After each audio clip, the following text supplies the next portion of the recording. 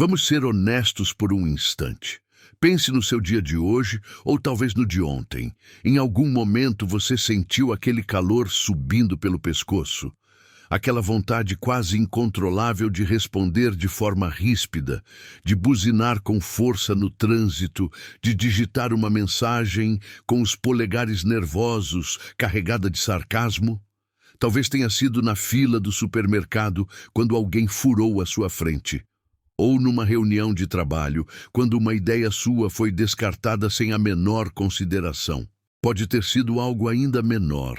Um comentário passivo-agressivo num grupo de família, o barulho insistente do vizinho, a internet que ficou lenta bem na hora mais importante. Esses momentos, essas pequenas faíscas de irritação parecem triviais, mas elas têm um custo. Essas são as pequenas guerras que travamos todos os dias. Elas não deixam cicatrizes visíveis, não viram notícia, mas cobram um preço altíssimo, pago em parcelas de paz de espírito, em energia drenada e em relacionamentos que vão se desgastando pouco a pouco, como uma corda que se desfaz fio a fio. Cada vez que reagimos no piloto automático, movidos por essa força invisível que chamamos de irritação, estamos, na prática, entregando o controle da nossa tranquilidade para o mundo exterior. Estamos dando a um motorista anônimo, a um colega de trabalho ou a um algoritmo de rede social a chave da nossa paz interior. E isso, convenhamos, é um péssimo negócio.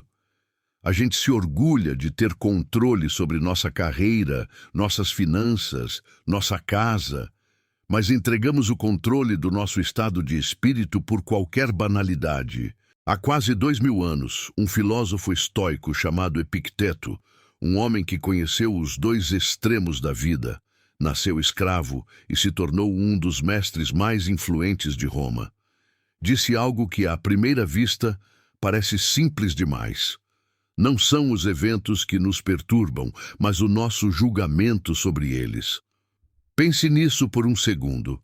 O problema não é o carro parado no sinal verde.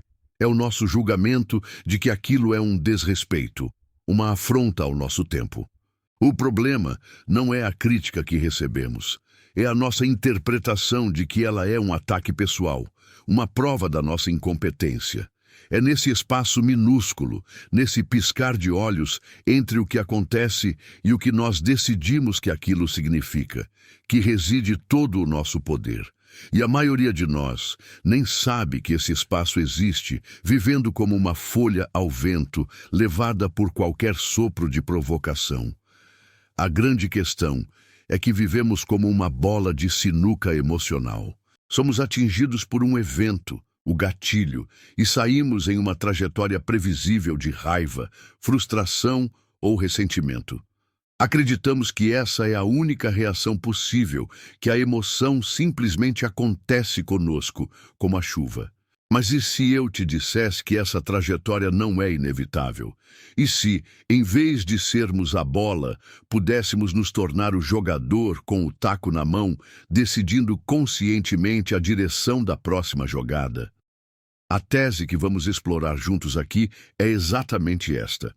Você pode desarmar a maior parte dos seus gatilhos de irritação em apenas 60 segundos. Não com mágica, não com pensamento positivo forçado, mas com um protocolo. Um método prático, honesto e testável, que funciona como um disjuntor de emergência para a sua mente. Este não é um convite para você se tornar uma pessoa fria, apática ou sem emoções. Isso seria inumano e, francamente, inútil. A raiva, em sua essência, é um sinal. É um alarme de incêndio que nos alerta para uma possível injustiça, uma ameaça ou uma violação de nossos valores. O objetivo não é arrancar o alarme da parede e ignorar o fogo. É aprender a ouvir o seu som, caminhar calmamente até o painel, avaliar se a ameaça é real ou apenas fumaça e só então decidir a ação mais inteligente. O que a maioria de nós faz? Entra em pânico com o barulho, corre em círculos e acaba colocando fogo na casa inteira por acidente.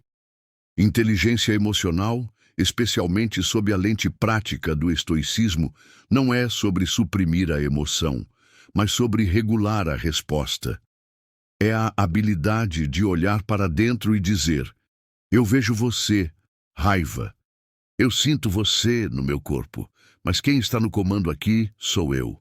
Para chegar lá, vamos usar uma estrutura de pensamento que os estoicos como Marco Aurélio e Sêneca aperfeiçoaram em seus próprios campos de batalha, fossem eles o Império Romano ou o exílio político. Eles entendiam a vida como uma sequência de 3 passos: percepção, julgamento e ação. Primeiro, você percebe um evento no mundo, uma fechada no trânsito. Segundo, você o julga internamente. Isso foi um desrespeito. Que absurdo! Terceiro, você age com base nesse julgamento. Buzina, xinga, se estressa. O nosso sofrimento e a nossa reatividade quase sempre nascem no segundo passo. O julgamento automático e muitas vezes falho. O nosso protocolo de 60 segundos vai atuar exatamente aí, como um auditor de qualidade para os nossos julgamentos, nos dando tempo e clareza para escolher uma ação que sirva aos nossos objetivos de longo prazo, como ter um dia tranquilo, em vez de apenas satisfazer um impulso de curto prazo. Pense nisto que estamos começando como um manual de operações para a sua própria mente em momentos de estresse. Não vamos falar de teorias abstratas que soam bem no papel, mas que falham no calor do momento.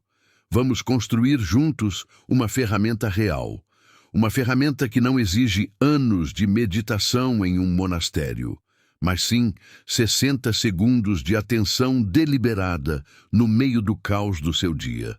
Ao longo das próximas partes, vamos primeiro nos tornar detetives, mapeando onde esses gatilhos invisíveis se escondem no seu cotidiano. Depois, vamos detalhar o protocolo passo a passo, criar contramedidas para os cenários mais comuns e, finalmente, construir um plano de treino para que essa habilidade se torne parte de você. No final, você terá um checklist de bolso, um guia mental para navegar pelos conflitos inevitáveis da vida com mais calma, mais sabedoria e, acima de tudo, mais controle. Porque a verdadeira vitória não é vencer uma discussão ou colocar alguém em seu lugar. A verdadeira vitória é proteger a sua paz interior. E para começar essa jornada, o primeiro passo é entender onde o inimigo se esconde. Então, se a nossa primeira tarefa é proteger a nossa paz, precisamos agir como um general que estuda o campo de batalha antes de qualquer confronto. Precisamos entender onde estão as armadilhas, onde o inimigo costuma atacar. Esses inimigos, no nosso caso, são os gatilhos de irritação. E eles são mestres da camuflagem, operando em territórios que muitas vezes nem percebemos que estão sob ataque. Para facilitar essa investigação, vamos dividir o mapa em 3 grandes territórios onde esses gatilhos se escondem: a sua fisiologia, o seu contexto e, o mais profundo de todos, a sua cognição. Pense neles como 3 camadas, uma sobre a outra, que juntas formam o seu estado de espírito a cada momento. Vamos começar pela camada mais fundamental, a mais concreta, que é a sua fisiologia. Seu corpo e sua mente não são 2 coisas separadas, são um sistema único e interligado. O que afeta um, afeta o outro diretamente. Você já notou como sua paciência parece evaporar quando está com fome? Aquele estado que em inglês chamam de hangry, uma mistura de fome, hungry, e raiva, angry. Isso não é uma falha de caráter sua, é uma resposta biológica. Quando o nível de glicose no seu sangue cai, seu cérebro, que é um consumidor voraz de energia, entra em modo de economia e alerta. Ele libera hormônios de estresse, como o cortisol e a adrenalina, e a parte do seu cérebro responsável pelo autocontrole, o córtex pré-frontal, fica com menos recursos para operar. O resultado? Um comentário que você normalmente ignoraria se torna uma ofensa mortal. A solução mais espiritual para a irritação, nesse caso, não é meditar, é simplesmente comer uma maçã. O mesmo vale para o sono. Uma única noite mal dormida já é suficiente para desregular o centro emocional do seu cérebro, a amígdala, tornando-a hiperreativa. É por isso que, depois de dormir pouco, tudo parece mais difícil, mais irritante, mais pesado. O mundo não ficou pior da noite para o dia. A sua capacidade de lidar com ele é que diminuiu. E podemos estender essa lógica para a sede, para a dor crônica, para o desconforto de estar com muito calor ou muito frio. Tudo isso funciona como um imposto sobre a sua força de vontade. Seu corpo já está travando uma batalha silenciosa para manter o equilíbrio, e qualquer pequeno estresse adicional pode ser a gota d'água. Portanto, a primeira linha de defesa contra a reatividade não é uma técnica mental complexa, mas sim uma pergunta brutalmente simples. Eu cuidei do meu corpo hoje? Eu dormi o suficiente? Eu me hidratei? Eu me alimentei bem? Ignorar essa base fisiológica é como tentar construir um arranha-céu em um pântano. É uma batalha perdida antes mesmo de começar. A segunda camada, o segundo território onde os gatilhos se escondem, é o contexto. É o ambiente físico e social ao seu redor. Pense no trânsito caótico de uma grande cidade, o barulho constante, a poluição, a tensão, a imprevisibilidade. Você pode nem perceber, mas seu sistema nervoso está absorvendo tudo isso. Cada buzina, cada freada brusca, cada minuto parado é um microestressor. Ao chegar no seu destino, você já está com o pavio curto, não por causa de um evento específico, mas pelo efeito cumulativo de um ambiente hostil. O mesmo acontece com um escritório barulhento e desorganizado, ou com uma casa onde a bagunça visual gera uma sensação constante de caos e de tarefas pendentes. Esses são estressores ambientais que funcionam como uma música de fundo irritante, drenando sua energia mental sem que você se dê conta. E hoje temos um novo tipo de contexto que é talvez ainda mais traiçoeiro: o ambiente digital. Um feed de notícias curado por algoritmos para te mostrar o que é mais polêmico e ultrajante. Grupos de WhatsApp que não param de apitar, com discussões que não levam a lugar nenhum. Uma caixa de entrada com 50 e-mails não lidos, cada um representando uma demanda, uma cobrança, um problema a ser resolvido. Cada notificação é uma pequena interrupção, uma pequena demanda pela sua atenção que, somada a centenas de outras ao longo do dia, fragmenta seu foco e te deixa em um estado de alerta constante. Você se torna reativo não apenas a pessoas, mas a pixels numa tela. A irritação com a lentidão da internet ou com um aplicativo que trava é um exemplo perfeito de como nosso bem-estar se tornou refém da tecnologia que deveria nos servir. Finalmente, chegamos à terceira e mais poderosa camada, o coração do problema, a sua cognição. É aqui que moram suas crenças, suas regras não escritas sobre como você, os outros e o mundo deveriam funcionar. É o território do perfeccionismo, aquela voz interna que te faz ferver de raiva quando um colega entrega um trabalho que você considera medíocre ou quando você mesmo comete um pequeno erro. É a casa da personalização, aquela tendência sutil e egocêntrica de achar que tudo é sobre você. O motorista lento não está apenas distraído, ele está te desafiando. O garçom que demora não está apenas ocupado, ele está te ignorando de propósito. A crítica do seu chefe não é sobre o trabalho, é sobre a sua pessoa. Essa lente de personalização transforma eventos neutros em ataques diretos. E, talvez o mais comum de todos, é o domínio das expectativas rígidas. Carregamos por aí um manual de instruções invisível e esperamos que todos o sigam. As pessoas deveriam ser pontuais. Meu chefe deveria reconhecer meu esforço. Meus amigos deveriam me apoiar incondicionalmente. O trânsito deveria fluir.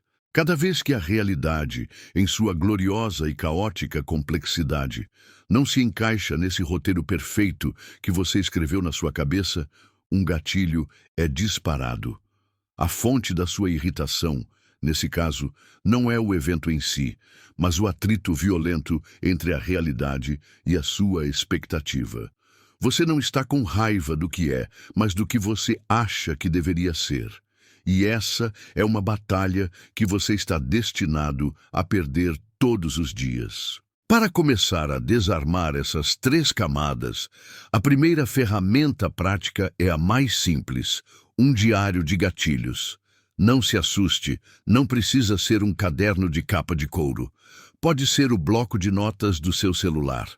O objetivo é se tornar um detetive do seu próprio comportamento.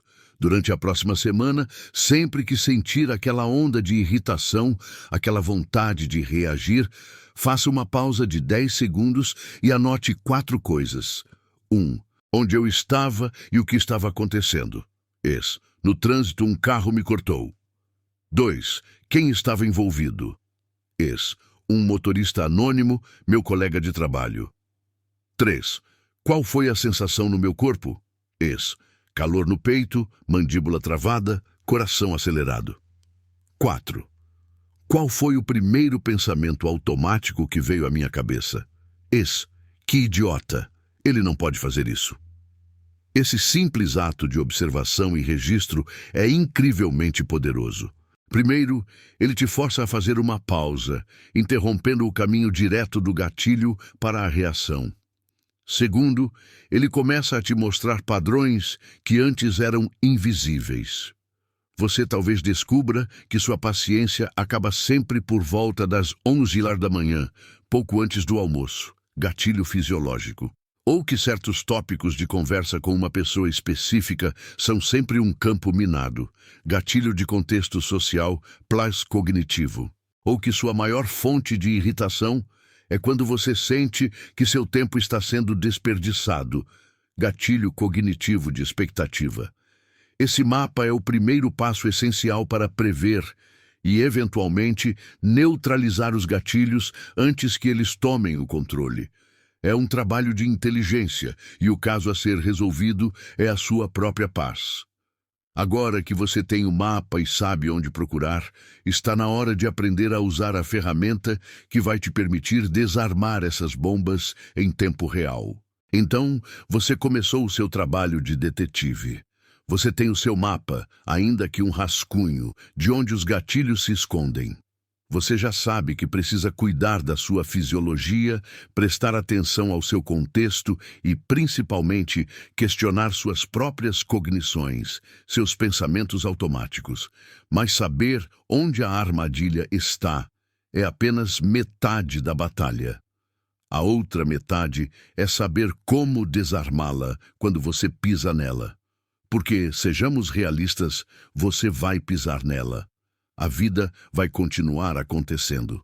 O trânsito não vai desaparecer, as pessoas não vão se tornar perfeitas e a tecnologia vai continuar falhando nos piores momentos.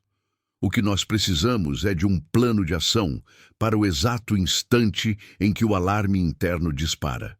Um protocolo de emergência. E é isso que vamos construir agora, passo a passo, segundo a segundo. Esta é a ferramenta central. O coração de tudo o que estamos conversando. São os 60 segundos que podem mudar completamente a trajetória do seu dia, do seu humor e, em última instância, dos seus relacionamentos. Imagine a cena. O gatilho acabou de ser acionado. A crítica foi feita na frente de todos. A buzina soou atrás de você no segundo em que o sinal abriu. A mensagem passivo-agressiva chegou e piscou na tela do seu celular. Você sente o calor no rosto, a tensão nos ombros, o nó no estômago. O cronômetro mental começa a rodar agora. Os primeiros 5 segundos são para parar. Apenas isso. Pare. Fisicamente, se possível. Se estiver digitando uma resposta furiosa, tire os dedos do teclado. Se estiver prestes a retrucar, feche a boca. Se estiver andando de um lado para o outro, pare no lugar. Essa parada física envia um sinal poderoso para o seu cérebro, interrompendo o roteiro da reação automática. E, internamente, nesse mesmo instante, você vai nomear o que está acontecendo. Diga a si mesmo, em silêncio, com a voz de um observador neutro: estou irritado. Ou estou sentindo raiva. Essa simples ação de nomear a emoção cria uma pequena, mas crucial, distância entre você e a emoção. Você não é a raiva. Você é a consciência que está observando a raiva. É uma mudança de perspectiva fundamental. Você deixa de ser o ator principal, perdido no meio do drama, e se torna o diretor, sentado na cadeira, observando a cena se desenrolar. Esses 5 segundos te compram o espaço necessário para o próximo passo. Os próximos 15 segundos são para respirar. E não é qualquer respiração. Não é o suspiro de frustração que costumamos dar. É uma respiração deliberada, fisiologicamente inteligente. A técnica mais simples e eficaz para momentos de estresse agudo é a respiração quadrada, também conhecida como 4 e 4. É fácil de lembrar. Inspire o ar pelo nariz, contando lentamente até 4. Segure o ar nos pulmões, sem forçar, contando até 4. Expire suavemente pela boca, como se estivesse soprando uma vela, contando até 4. E mantenha os pulmões vazios, novamente sem esforço, contando até 4. Repita esse ciclo 2 ou 3 vezes. O que isso faz no seu corpo é quase mágico, mas é pura ciência. Essa respiração profunda e ritmada ativa o seu sistema nervoso parasimpático, que é o sistema de descansar e digerir do corpo. Ele funciona como um freio de mão na sua resposta de estresse. Sua frequência cardíaca começa a diminuir, sua pressão arterial se estabiliza e seu cérebro recebe um sinal bioquímico de que a ameaça não é de vida ou morte. Você está, literalmente, usando o controle da sua respiração para hackear sua biologia e retomar o comando da sua fisiologia. Agora, você tem 10 segundos para rotular a emoção com mais precisão. Irritado ou com raiva foi o primeiro passo, o título do capítulo. Agora, você precisa encontrar o subtítulo. O que está por baixo dessa raiva? É frustração, porque as coisas não estão saindo como você planejou? É decepção, porque alguém que você confia te desapontou? Você se sentiu desrespeitado, injustiçado, humilhado, ignorado? Tente encontrar a palavra exata que descreve a raiz do sentimento. Essa precisão é importante porque cada uma dessas emoções pede uma resposta diferente. A raiva que vem de uma injustiça pode pedir uma ação firme para restabelecer um limite. A frustração por um erro seu pode pedir mais paciência consigo mesmo. A decepção pode pedir uma conversa honesta. Rotular com precisão impede que você use a mesma marreta. A explosão de raiva para todos os problemas que podem precisar de um bisturi, de uma chave de fenda ou apenas de um curativo. Chegamos ao coração da filosofia estoica nos próximos 15 segundos. A dicotomia do controle. Este é o passo mais transformador. Pergunte a si mesmo a questão mais poderosa que existe em momentos de crise. Uma pergunta que Sêneca e Marco Aurélio se faziam constantemente. Nesta situação, exatamente agora, o que está sob meu controle e o que não está? Faça uma lista mental rápida. O comportamento da outra pessoa não está no seu controle. O trânsito lá fora não está. O fato de que a crítica já foi feita não está, pertence ao passado. A política da empresa não está. O que então está 100% sob seu controle? Sua próxima palavra, seu próximo gesto, o tom da sua voz, sua decisão de responder agora ou depois, sua interpretação do que aconteceu. Focar obsessivamente nesse círculo minúsculo de poder te liberta da ansiedade paralisante e da raiva inútil de tentar controlar o incontrolável. É um alívio imediato. Você para de lutar contra a realidade e começa a trabalhar com ela. Com essa clareza recém-descoberta, os 10 segundos seguintes são para decidir sua ação mínima viável. Note as palavras: mínima e viável. Não estamos buscando uma solução grandiosa e definitiva para o problema. Estamos buscando a menor ação possível que não piore a situação e que esteja alinhada com a pessoa que você quer ser. Às vezes, a ação mínima mais poderosa é o silêncio, é não enviar a mensagem, é não dar o troco. Outras vezes, é uma frase neutra, um script pré-aprovado pela sua mente calma. Algo como: preciso de 1 minuto para pensar sobre isso. Ou: ok, ouvi seu ponto de vista. Podemos conversar sobre isso mais tarde? Pode ser um gesto, como se afastar fisicamente da situação por um instante, ir beber um copo d'água, olhar pela janela. A ação mínima é a sua saída de emergência da reatividade. É o seu movimento inteligente no tabuleiro de xadrez, em vez de simplesmente virar a mesa. Finalmente, os últimos 5 segundos são para uma revisão rápida e um compromisso. Você executou o protocolo, você não explodiu. Agora, feche o ciclo com uma intenção clara. Faça um compromisso interno com sua próxima atitude. Vou responder a este e-mail em 1 hora, quando estiver totalmente calmo. Ou: vou conversar sobre esse problema com meu parceiro hoje à noite, de forma construtiva e sem acusações. Ou: vou deixar isso para lá, porque não vale a minha paz. Esse pequeno compromisso final te coloca de volta no assento do motorista com um destino claro em mente, em vez de continuar sendo arrastado pela correnteza da emoção. 6 passos. 60 segundos. Parar e nomear. Respirar. Rotular com precisão. Separar o que você controla. Agir minimamente e se comprometer.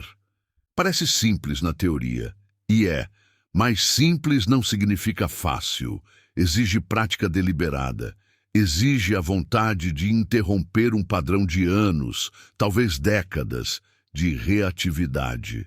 Mas cada vez que você o executa, mesmo que de forma imperfeita, você fortalece esse músculo do autocontrole. Você cria um novo caminho neural no seu cérebro. E com o tempo, com a repetição, esse caminho se torna mais forte, mais rápido e mais automático do que o antigo caminho da raiva.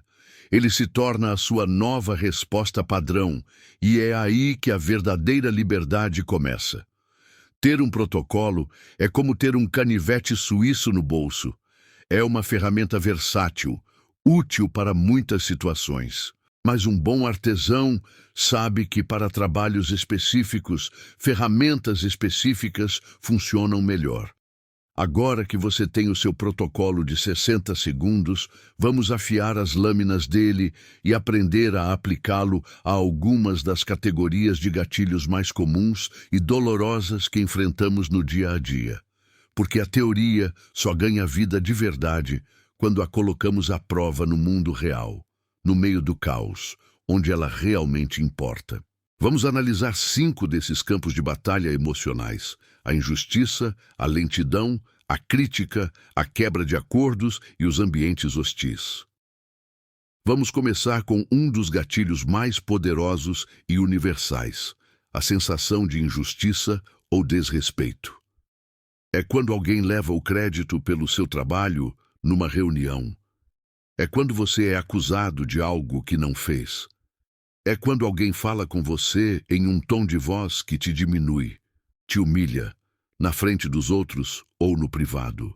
O sinal precoce, a primeira fumaça que sobe antes do incêndio, é quase sempre físico. Uma sensação de calor que sobe pelo peito e rosto, um aperto na mandíbula, os punhos que se fecham instintivamente. O pensamento automático, aquele que explode na mente, é algo como: ele não pode fazer isso comigo, ou que absurdo, isso não é justo. É um grito interno por equidade. Nesse momento, o protocolo de 60 segundos é a sua âncora. Você para. Respira fundo, usando a técnica 4x4 para acalmar a tempestade fisiológica. Você rotula: Isso não é só raiva, é indignação. Eu me sinto desrespeitado. E então, o passo crucial, a dicotomia do controle. O que está no meu controle? O comportamento da outra pessoa, suas palavras, sua atitude? Não. O fato de que a injustiça já ocorreu? Não. O que está no meu controle? A minha resposta, a minha dignidade, a minha decisão de escalar o conflito ou de resolvê-lo de forma inteligente. Com essa clareza, qual é a sua ação mínima? Em vez de explodir com "você está louco? Fui eu que fiz isso", o que só te faria parecer descontrolado, sua ação mínima pode ser uma frase calma, firme e factual. Algo como: gostaria de esclarecer que a minha contribuição específica neste ponto foi X, Y e Z. Ou, se o desrespeito foi no tom de voz, eu não me sinto confortável com o tom desta conversa. Podemos continuar quando estivermos mais calmos. A diferença é monumental. Você não está reprimindo a raiva, está canalizando a energia dela. Você está usando a força da emoção, não para destruir, mas para construir um limite claro e inegociável.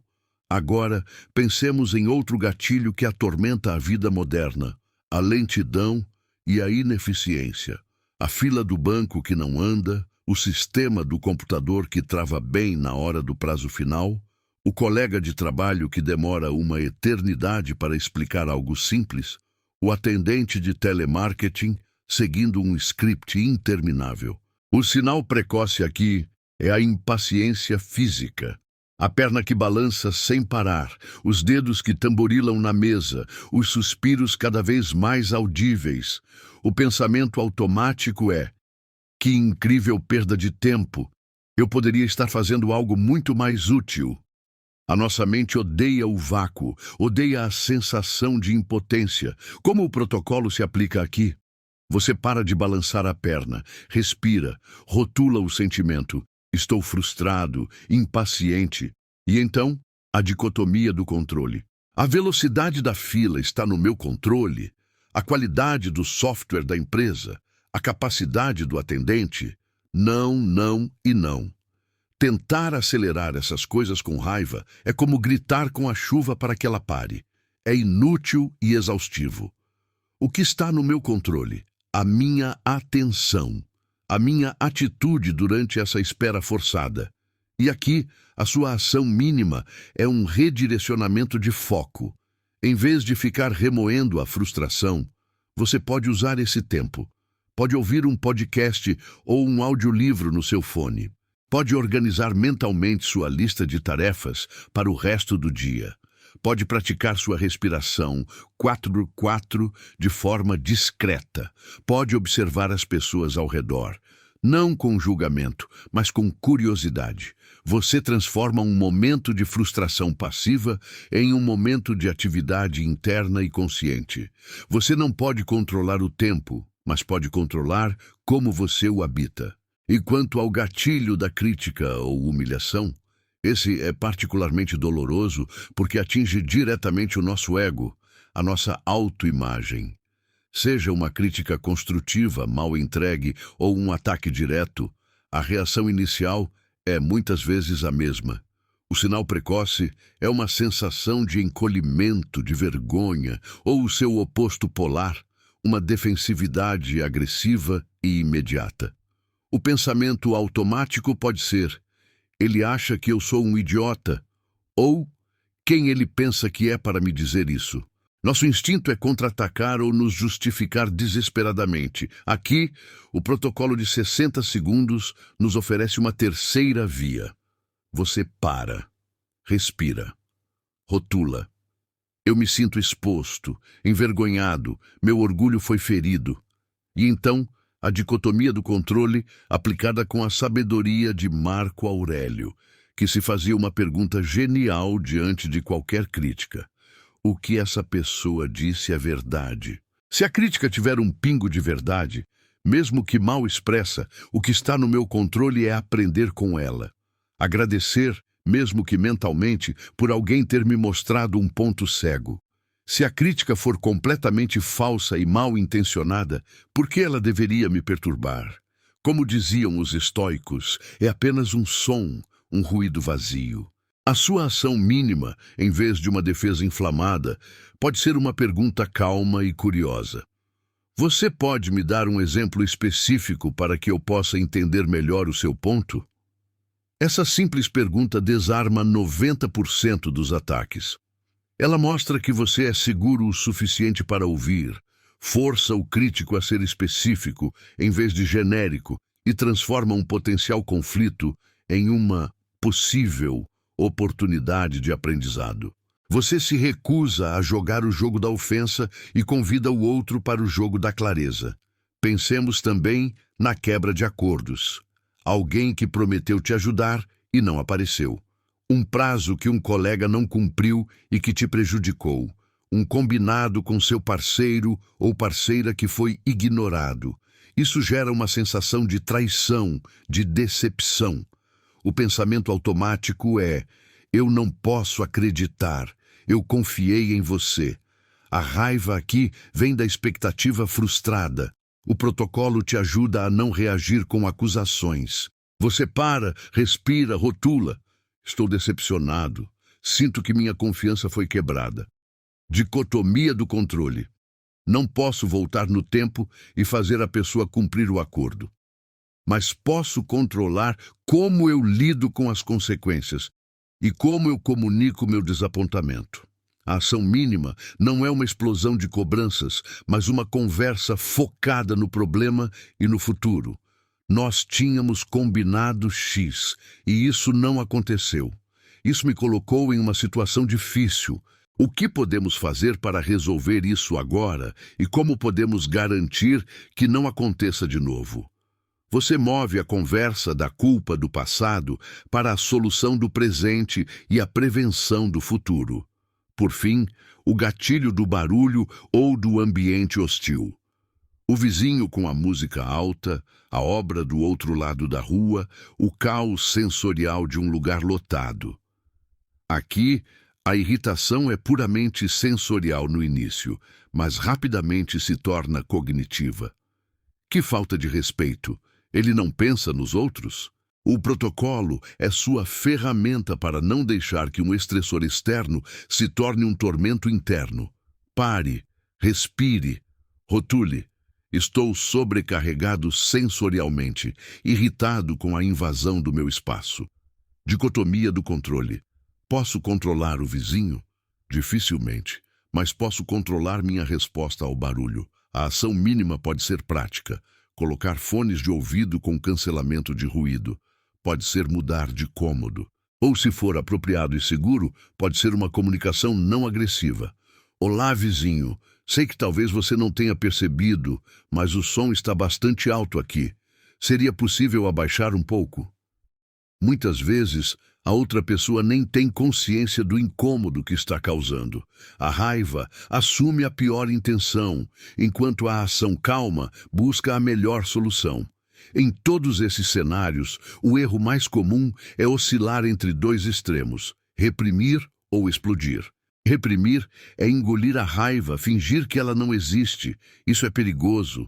A emoção não desaparece, ela se acumula como pressão em uma panela e um dia explode de forma desproporcional por um motivo banal, ou se volta para dentro, causando ansiedade, depressão e outros problemas de saúde. Explodir é o outro extremo, deixar a emoção tomar o controle total e agir de forma destrutiva. O protocolo de 60 segundos te oferece o caminho do meio, o caminho da regulação. Você não reprime, você reconhece e acolhe a emoção. E você não explode, você a canaliza para uma expressão consciente, firme e alinhada com seus valores.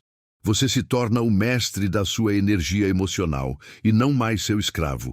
Se o protocolo de 60 segundos é o seu kit de primeiros socorros para lidar com os cortes e arranhões emocionais do dia a dia, o que vamos discutir agora é o seu programa de treinamento físico e mental.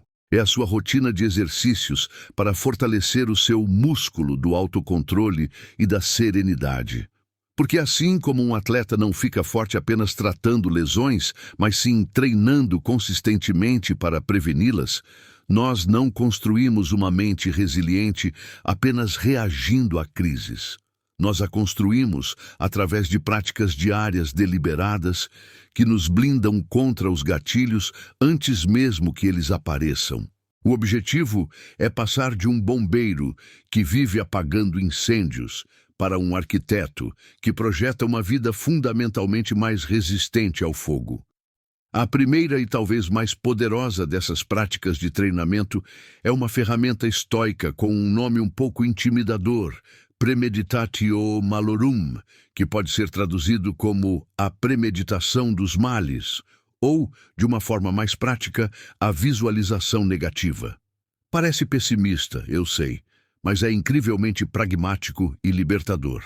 Funciona assim: todas as manhãs, como parte da sua rotina, antes de pegar o celular ou se afogar nas notícias, gaste 3 a 5 minutos pensando no seu dia que está por vir. E, em vez de apenas visualizar o sucesso, visualize os possíveis problemas e irritações. Faça a si mesmo perguntas realistas. Que gatilhos eu provavelmente encontrarei hoje? Você tem uma reunião com aquele colega que sempre te interrompe? Vai ter que passar por aquela avenida que sempre tem um trânsito infernal? Precisa ligar para o saque de uma empresa para resolver um problema burocrático? Vai encontrar aquele familiar que adora fazer comentários passivo-agressivos? Identifique 2 ou 3 desses cenários prováveis. E então, para cada um deles, ensaie mentalmente a sua resposta ideal usando o protocolo que já aprendemos. Visualize-se parando, respirando, aplicando a dicotomia do controle e escolhendo sua ação mínima. Quando meu colega me interromper, eu vou parar, respirar, fazer contato visual e dizer com calma: João, agradeço sua empolgação, mas gostaria de concluir meu raciocínio primeiro. Ao fazer isso, você está vacinando sua mente. Você está criando um plano de voo. Quando o evento de fato acontecer, seu cérebro não será pego de surpresa, entrando em modo de pânico. Ele já terá um roteiro pré-aprovado para seguir. É como um piloto que treina exaustivamente em um simulador de voo.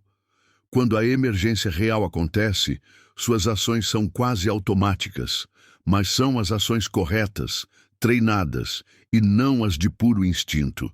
Essa prática diária te tira da posição de vítima dos acontecimentos e te coloca na posição de um estrategista preparado. A segunda prática, que complementa perfeitamente a primeira, é o journaling estoico. E, novamente, esqueça a imagem de um diário com cadeado. Isso pode ser feito em 5 minutos, no bloco de notas do celular ou em um caderno simples. É o seu relatório de desempenho pessoal, focado no que realmente importa: seu caráter e sua paz de espírito. Pela manhã, junto com a premeditação, você pode se fazer uma pergunta orientadora, como Sêneca fazia: o que eu preciso fazer hoje para agir com mais sabedoria, coragem e calma? Como posso ser útil para mim e para os outros? Isso define uma intenção para o seu dia, um norte moral. Mas a parte mais importante acontece à noite. Antes de dormir, faça uma revisão do seu dia. Pergunte-se 3 coisas. 1. Onde eu agi bem hoje? Em que momento eu consegui usar o protocolo? Mantive a calma? Fui paciente ou corajoso? É importante reconhecer e reforçar os sucessos, por menores que sejam. 2. Onde eu falhei? Em que momento eu reagi no piloto automático, perdi a paciência, fui injusto ou me deixei levar pela irritação? 3. O que eu aprendi com isso e como posso fazer melhor amanhã? O objetivo aqui não é se culpar ou se chicotear. A culpa é inútil. O objetivo é a análise objetiva, como um cientista que analisa os dados de um experimento para ajustar a próxima tentativa. Ah, eu explodi com meu filho porque estava cansado e com fome. O aprendizado não é: eu sou um péssimo pai, mas sim, amanhã preciso garantir que farei uma pausa para um lanche antes de buscá-lo na escola. Esse ciclo diário de planejamento, ação e revisão é o motor do autoaperfeiçoamento. A terceira perna dessa blindagem anti-gatilho é algo que já mencionamos, mas que precisa ser elevado ao status de prática diária, a higiene da sua base fisiológica. Você precisa tratar seu sono, sua alimentação e sua hidratação com a mesma seriedade que um atleta de elite trata os dele, porque eles são a fundação da sua capacidade mental e emocional. Não dá para ser sereno e sábio com o corpo em estado de emergência. Isso significa ter 1 hora para desligar as telas à noite, criar um ambiente escuro e silencioso para dormir, evitar refeições pesadas antes de deitar. Significa não pular o café da manhã, ter lanches saudáveis à mão para evitar quedas de glicose e beber água consistentemente ao longo do dia. Isso pode parecer básico, até simplista, mas a maioria de nós negligencia essa base e depois se pergunta por que se sente tão irritadiço e ansioso. É muito mais fácil praticar a virtude estoica de barriga cheia e após uma boa noite de sono. E, por fim, uma prática que pode parecer contraintuitiva, mas que os estoicos valorizavam imensamente: o desconforto voluntário. Isso significa, de vez em quando, se expor intencionalmente a pequenos desconfortos. Pode ser tomar um banho um pouco mais frio do que o normal. Pode ser fazer um exercício físico que te leve para fora da sua zona de conforto. Pode ser jejuar por um período curto, se sua saúde permitir. Pode ser escolher as escadas em vez do elevador. O que isso faz? Primeiro, aumenta sua gratidão pelo conforto normal. Aquele banho quente nunca pareceu tão bom quanto depois de um frio. Segundo, e mais importante, ele treina a sua mente a tolerar o desconforto. Você ensina ao seu cérebro que sentir-se desconfortável não é uma emergência, não é o fim do mundo. É apenas uma sensação e ela passa. Ao aumentar sua tolerância ao desconforto físico voluntário, você, por tabela, aumenta sua resiliência aos inevitáveis desconfortos emocionais e psicológicos da vida. Os pequenos aborrecimentos do dia a dia, os gatilhos de irritação, começam a parecer cada vez menores e menos importantes em comparação. Essas 4 práticas, a premeditação dos males, o journaling diário, a higiene fisiológica e o desconforto voluntário, formam um sistema de treinamento completo. Elas trabalham juntas para diminuir a frequência e a intensidade com que os gatilhos te afetam. Elas preparam o terreno para que, quando um gatilho inevitavelmente surgir, o seu protocolo de 60 segundos funcione de forma muito mais eficaz. E eu te proponho um desafio, sem promessas milagrosas. Tente incorporar pelo menos 2 dessas práticas na sua rotina durante os próximos 7 dias. Comece com a premeditação pela manhã e a revisão noturna. São 10 minutos do seu dia. Veja o que acontece.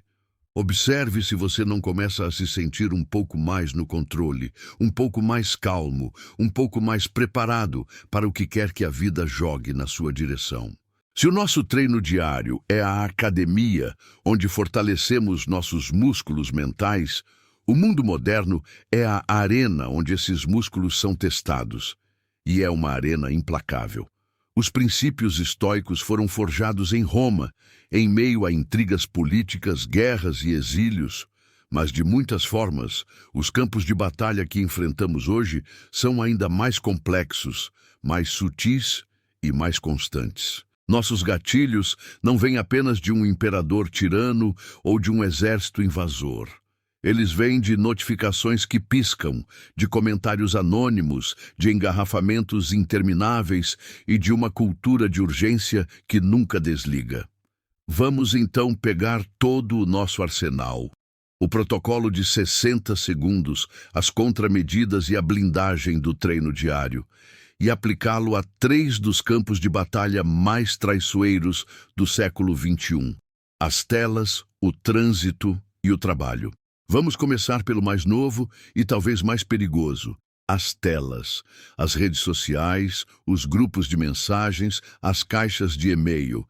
Esse ambiente digital foi projetado para sequestrar nossa atenção e provocar reações emocionais, porque engajamento, seja ele positivo ou negativo, é o que move a economia da atenção. Pense nos comentários agressivos em um post ou vídeo. Alguém que você nunca viu na vida tece uma crítica ácida, um xingamento gratuito ou uma acusação infundada. O instinto imediato é defender sua honra, é responder na mesma moeda, é provar que o outro está errado. É um gatilho poderoso para a nossa necessidade de validação e justiça. Aqui, o protocolo de 60 segundos é a sua regra de ouro. Antes de digitar qualquer coisa, pare, respire, rotule o sentimento. Sinto meu orgulho ferido, estou com raiva dessa injustiça. E então, a dicotomia do controle com uma honestidade brutal. Eu controlo a opinião de um estranho anônimo na internet?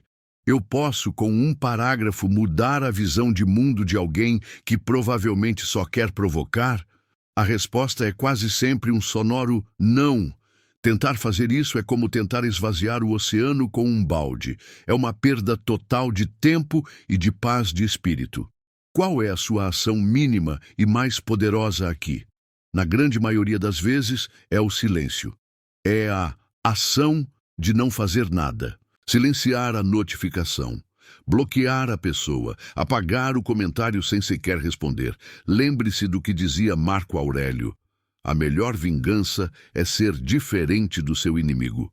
Se ele é reativo e odioso, sua melhor resposta é ser calmo e indiferente. Você vence essa batalha se recusando a lutar. O mesmo princípio se aplica aos grupos de trabalho ou de família no WhatsApp e em outras plataformas. Aquela discussão política que não leva a lugar nenhum, aquela cobrança velada, aquele meme de mau gosto. Em vez de se sentir na obrigação de responder a tudo, crie regras da casa pessoais para a sua vida digital.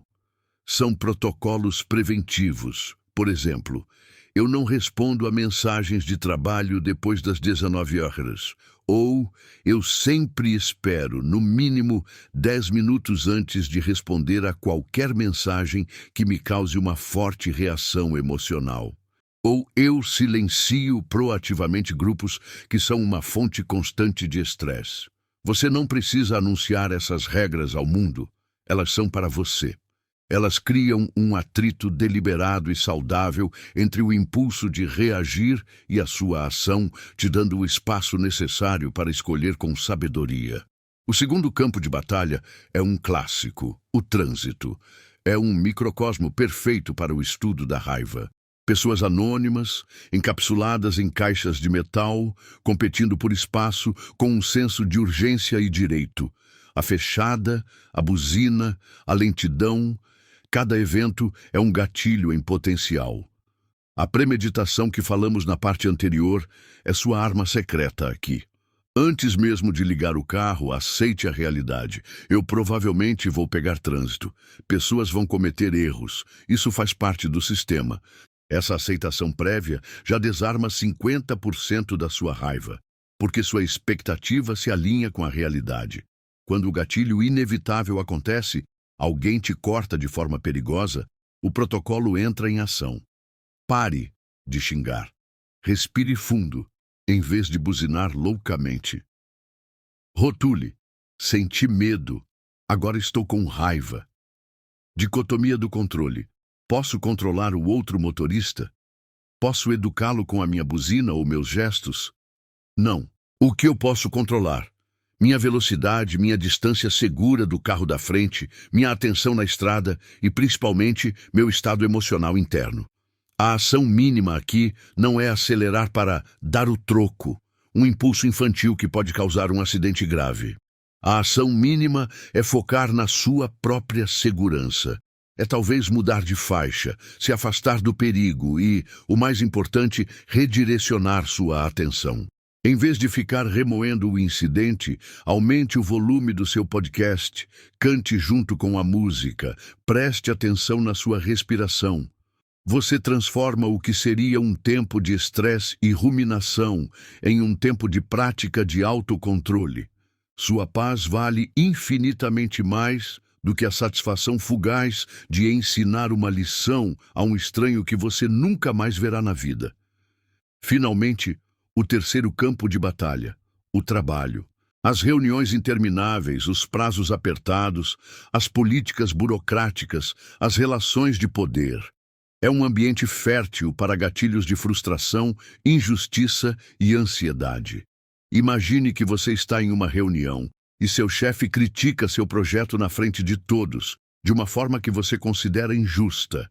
Seu instinto é se defender, se justificar, talvez até culpar outra pessoa ou fator. Use o protocolo. Pare. Respire discretamente. Rotule. Sinto-me humilhado e injustiçado. Dicotomia do controle. Não controlo a opinião dele neste momento, nem a reação dos outros na sala. Controlo minhas palavras e minha postura. A sua ação mínima, em vez de uma defesa reativa, pode ser uma postura de curiosidade e busca por clareza. Obrigado pelo feedback. Para que eu possa entender melhor, você poderia me apontar qual parte específica do projeto te preocupa mais? Essa abordagem tem múltiplos benefícios. Ela te dá tempo para pensar, mostra que você não é reativo e é seguro, força a outra pessoa a ser específica em vez de vaga e move a dinâmica de um ataque para uma colaboração na resolução de um problema. E lembre-se sempre da sua saída estratégica. Se a situação estiver muito tensa, você sempre pode dizer: esse é um ponto importante. Preciso de um momento para reunir os dados corretos sobre isso. Posso te dar um retorno mais detalhado até o final do dia? Pedir para ir ao banheiro, buscar um café? Esses 2 minutos fora da sala de reunião podem ser tudo o que você precisa para executar seu protocolo de 60 segundos e voltar com a mente clara e uma estratégia definida. Para testar sua compreensão, vamos fazer um micro-quiz mental. O que você faria nesta situação? Você envia um e-mail importante para sua equipe com instruções claras. 1 hora depois, um membro da equipe responde para todos, fazendo uma pergunta cuja resposta estava explicitamente no seu e-mail original. Seu primeiro pensamento é: ele não leu o e-mail. Que falta de atenção! Agora todos vão ficar confusos. Qual seria sua resposta reativa? Provavelmente responder para todos, de forma seca, conforme eu escrevi no e-mail original. Qual seria a resposta usando o nosso protocolo? Você para, respira, rotula a frustração, dicotomia do controle. Não controlo a atenção dele, mas controlo a clareza da minha comunicação e o tom da equipe. Ação mínima. Em vez de uma resposta pública que o humilharia, talvez você responda apenas para ele, de forma gentil. Oi, fulano. A resposta para isso está no 3º parágrafo do e-mail. Se algo não ficou claro, me avise. Ou, se for um padrão de comportamento, talvez a ação mínima seja agendar uma conversa de 5 minutos para entender se há algum problema. Você resolve o problema sem criar um novo. O ressentimento é essa escolha deliberada, momento a momento, que te transforma de um reagente amador em um profissional das relações humanas. E assim, chegamos ao final da nossa jornada juntos, mas, na verdade, ao verdadeiro começo da sua. Passamos por muitos conceitos, ferramentas e estratégias. Falamos sobre os custos da reatividade, mapeamos os esconderijos dos gatilhos, detalhamos o protocolo de 60 segundos, criamos contramedidas para cenários específicos, construímos uma rotina de treinamento diário e aplicamos tudo isso aos campos de batalha da vida moderna. Agora, a tarefa mais importante é consolidar tudo isso, transformar essa conversa em uma ferramenta prática e portátil que você possa levar consigo para qualquer lugar. O objetivo não é que você se lembre de cada palavra que eu disse, mas que internalize o processo, que ele se torne parte de você. Pense no protocolo de 60 segundos como o seu checklist de bolso mental, um guia de emergência que você pode acessar a qualquer momento. Vamos repassá-lo de uma forma que você possa memorizar facilmente, como os passos de uma dança. Primeiro, você para e nomeia a emoção, criando uma pausa salvadora. Segundo, você respira de forma controlada, usando a técnica 4-4 para acalmar a biologia do seu corpo. Terceiro, você rotula a emoção com precisão, como um médico que diagnostica a causa raiz da dor para aplicar o tratamento certo. Quarto, você aplica a dicotomia do controle, a pergunta de ouro dos estoicos, separando o que depende de você do que não depende, e focando sua energia apenas no seu pequeno círculo de poder. Quinto, você escolhe uma ação mínima e deliberada, o movimento mais inteligente e menos destrutivo que você pode fazer no momento. E sexto, você se compromete com a sua próxima atitude, fechando o ciclo e retomando o controle da narrativa do seu dia. É um fluxo, uma sequência que te tira do modo reativo e te coloca de volta no modo responsivo e sábio. Mas, como qualquer habilidade nova, ela precisa de prática para se tornar automática. Um músico não aprende a tocar uma sinfonia lendo a partitura uma vez. Ele a pratica, nota por nota, até que seus dedos se movam por conta própria. Para te ajudar a fazer exatamente isso, eu te proponho um plano concreto de 7 dias. Não para alcançar a perfeição, porque a perfeição não existe, mas para começar a construir a fundação sólida de um novo hábito. No dia 1, seu único foco será o primeiro passo. Apenas parar e nomear a emoção sempre que um gatilho aparecer. Não se preocupe com o resto. Apenas pratique essa pausa consciente. No dia 2, você adiciona a respiração. Pare, nomeie e respire. Sinta o efeito calmante no seu corpo. No dia 3, adicione o rótulo preciso. No dia 4, a dicotomia do controle. No dia 5, a ação mínima. No dia 6, o compromisso final. E no dia 7, pratique o ciclo completo do início ao fim em cada oportunidade que tiver.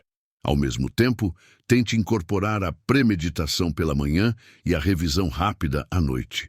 Esse treinamento intensivo vai começar a reconfigurar os caminhos neurais do seu cérebro.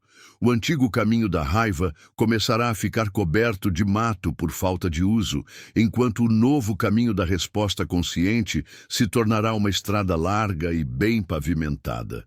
Lembre-se, o objetivo final de toda essa prática não é se tornar uma pessoa que nunca sente raiva ou frustração.